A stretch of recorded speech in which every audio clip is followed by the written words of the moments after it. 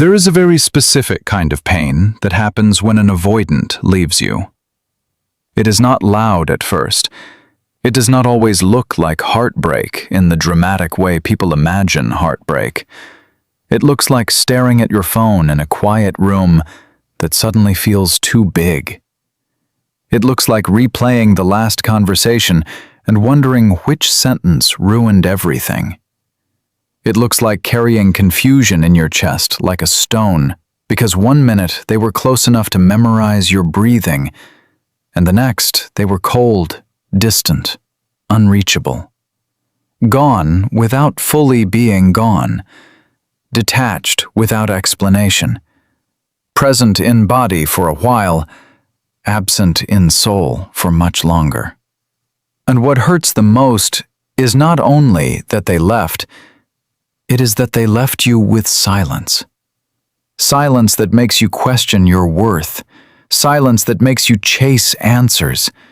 Silence that makes your mind turn against you. You start thinking, maybe if you had been softer, calmer, less emotional, less needy, less honest about your needs, they would have stayed. Maybe if you had not asked for clarity, maybe if you had not reacted, maybe if you had loved them in a way that required less of them, they would not have disappeared the moment intimacy stopped feeling beautiful and started feeling real. But here is the brutal truth.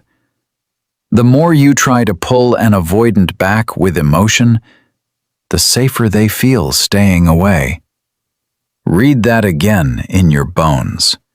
The more you plead, explain, protest, overgive, over-understand, and over-function for the connection, the more their nervous system interprets you as pressure instead of peace. Not because your feelings are wrong, not because your love is too much, but because to someone wired to equate closeness with loss of freedom, your pursuit does not feel like love. It feels like demand. It feels like engulfment. It feels like a hand on a door they are already trying to close. And this is where so many people lose themselves. Because your instinct is human. Your attachment system gets activated, your cortisol rises, your body moves into alarm. You do not just miss them, you enter a biochemical storm. Your amygdala begins scanning for threat. Your mind obsessively searches for meaning because uncertainty is one of the hardest things for the nervous system to hold. Intermittent affection, followed by distance, creates a dopamine loop that keeps you bonded to the very person who destabilized you. So you reach, you text, you explain, you try to be chosen harder. But avoidance does not soften under pressure. It retreats. Not always because they stopped caring. That is the part nobody tells you enough. Avoidants often do care, sometimes deeply, sometimes painfully, sometimes more than they know what to do with. What shuts them down is not always indifference. It is overwhelm. It is the internal collision between longing and threat. They want closeness, but closeness activates old survival coding. The body remembers what the mind cannot always explain. Intimacy begins to feel like responsibility. Responsibility begins to feel like entrapment. Emotional need begins to feel like failure waiting to happen. So, instead of staying and risking inadequacy, exposure, or dependency, they detach first. They numb first. They create distance before closeness can expose how fragile they actually feel underneath all that control. That is why their leaving can feel so cruel, because it often happens right when things were getting real, right when the masks were slipping, right when the bond was deep enough to matter, right when your love stopped being fantasy and became mirror. And mirrors are dangerous for avoidant people, because mirrors do not only reflect your affection, they reflect the parts of them that still do not know how to receive it. So, no, they did not necessarily leave because you meant nothing. Sometimes they leave because you meant too much. And if you do not understand that, you will make the worst mistake possible. You will keep proving your love to someone whose deepest wound is not a lack of love, but a fear of what love requires. That is the trap. You think the answer is more emotion, more reassurance, more presence, more availability. But the one thing that makes an avoidant regret leaving is not your pain, not your loyalty, not your explanations, not even your love in its rawest form. It is your silence. Not wounded silence, not manipulative silence, not silence used as a performance to provoke panic. I am talking about a different kind of silence. The silence of self-respect. The silence that says, I will not abandon myself to keep you from abandoning me. That silence changes everything. Because when you stop chasing, the entire emotional geometry of the bond shifts.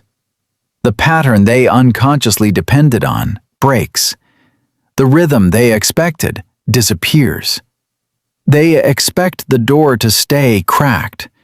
They expect your energy to remain available. They expect to feel your ache waiting for them, because your ache reassures them that they still have impact, still have access, still have a place to return to when loneliness starts gnawing at their carefully constructed independence. But when you go quiet in a grounded way, when your energy withdraws not out of punishment, but out of reclamation, they lose the one thing they counted on without admitting it. Your emotional availability on demand. And that is when regret begins to breathe. Not instantly, not theatrically. Avoidants do not always collapse into dramatic confessions. Regret enters slowly with them, quietly, through cracks, through ordinary moments that become unbearable in private.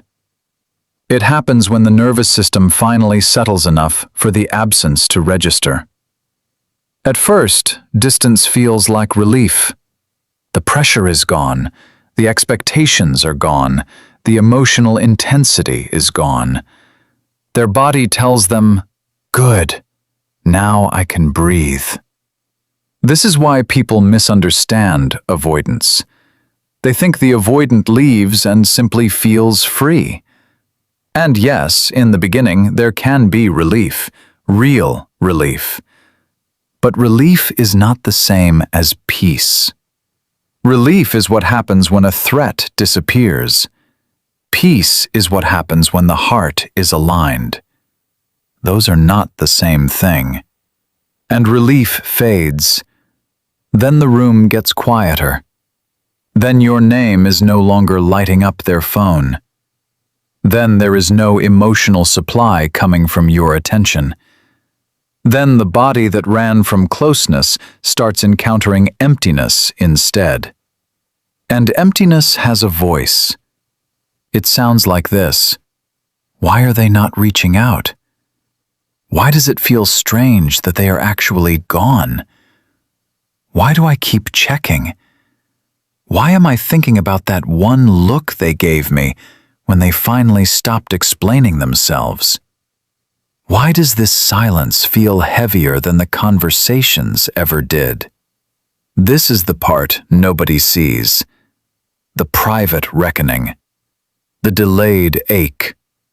The moment the avoidant realizes that your presence was not control, it was care. Your consistency was not pressure, it was safety. Your desire for clarity was not neediness, it was emotional honesty. But by the time that realization begins to bloom, you are no longer standing there trying to translate your worth into a language they refused to learn. That is what makes them regret leaving. Not your collapse, your absence, your calm, your refusal to chase someone who walked away from access to you. Imagine it. They wake up and for a split second expect your energy to still be there. A message, a signal, a thread left open. But there is nothing. No protest, no guilt-tripping paragraph, no emotional debris. Just space.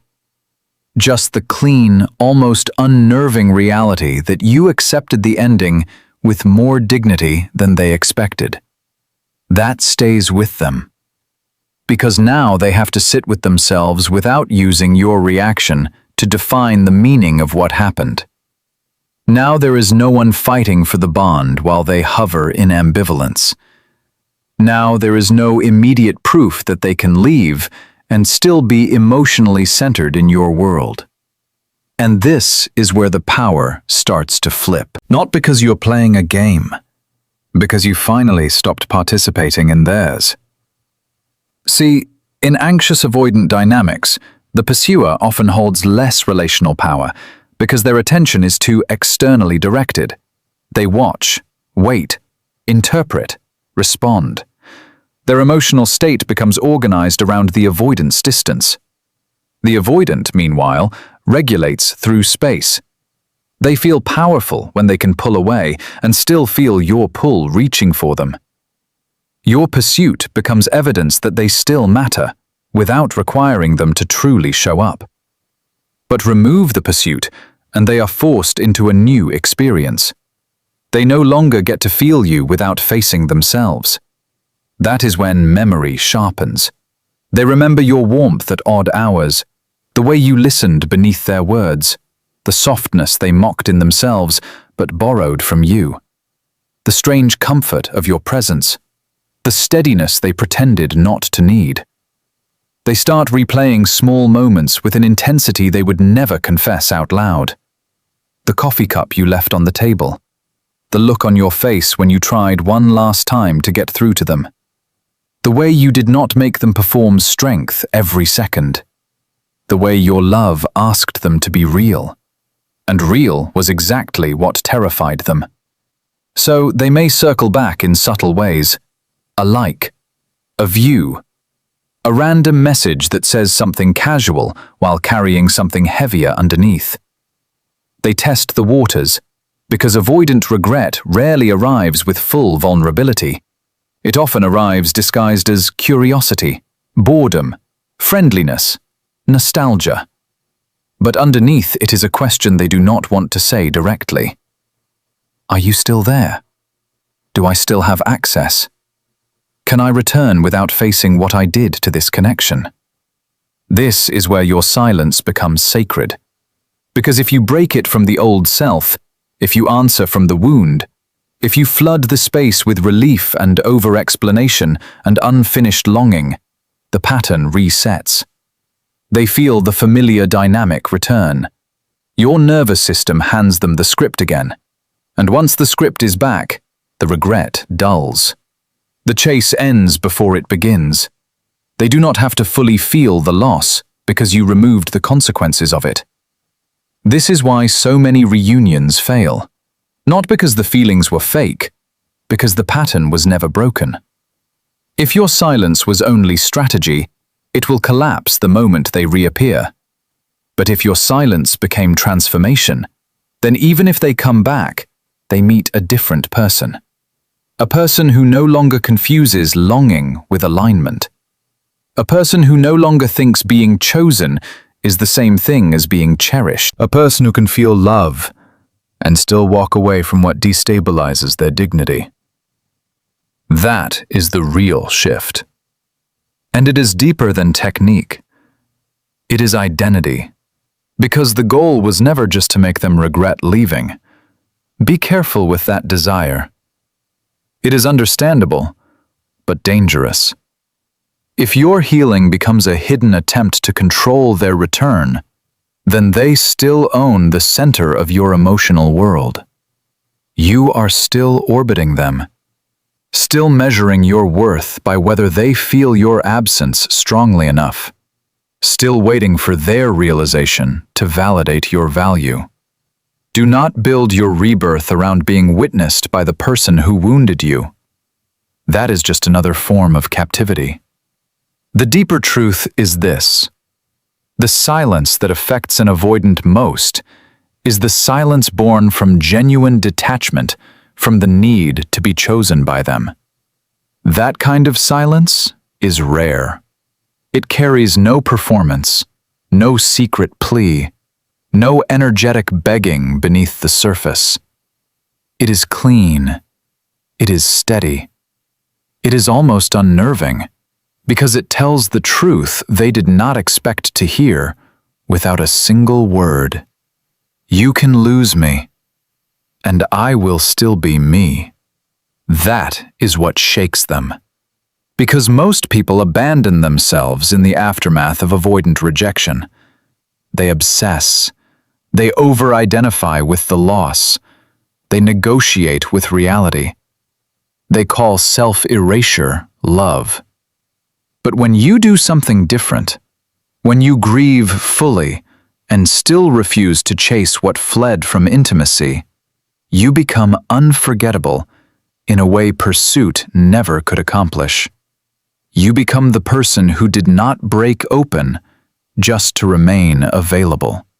You become the person whose absence has shape, the one they feel in the quiet, the one they compare others to, the one they did not understand until your warmth was no longer within reach.